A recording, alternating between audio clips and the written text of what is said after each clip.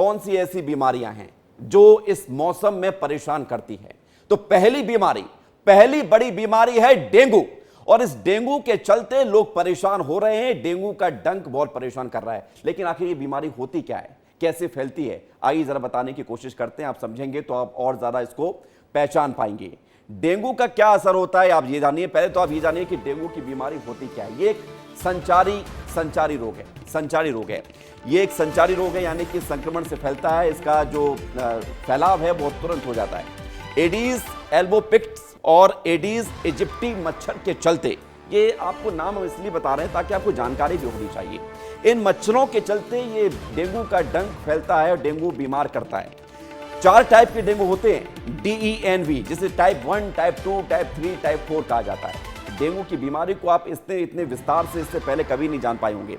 3 तरह के बुखार आते हैं डेंगू में, 3 तरह के बुखार।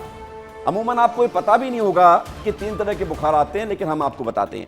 एक होता है क्लासिकल, यानी कि साधारण डेंगू, जो आमतौर पर आपको देखने को मिलता है, साधारण डेंगू जिसे कहा जाता है। दूसरा क्या होता है, दूसरा ये होता है डेंगू हेमरेजिक बुखार, जिसे DHF कहा जाता है।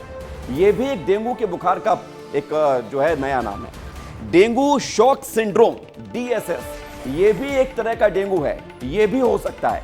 तो ये अलग अलग स्टेप में होता है। अगर आप साधारण डेंगू को देखेंगे तो वो अलग है, और ये जो डेंगू हम आपको बता रहे हैं ये अलग है।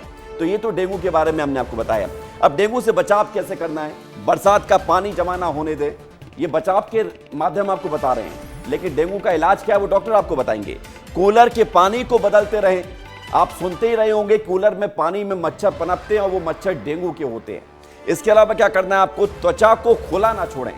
ये जो हाथ है ना, आप हाफ टी शर्ट पहनते हैं, हाफ पैंट पहनते हैं, डेंगू के जो मच्छर होते हैं यहीं पर असर करते हैं, और जब काटते हैं तो डेंगू होता है। मच्छर रोधी क्रीम लगाएं, ऐसी क्रीम जिसे आप कहते हैं कि जो मच्छरों को दूर करती है, मच्छर उस पर काटते नहीं है फिर त्वचा में, वो क्रीम लगाएं। मच्छरदानी का इस्तेमाल करें ज़्यादा से ज़्यादा। जब आप घर पर सोएं अपने बिस्तर पर मच्छरदानी का इस्तेमाल करें। ये आपको हम डेंगू के बारे में पूरी जानकारी दे रहे थे।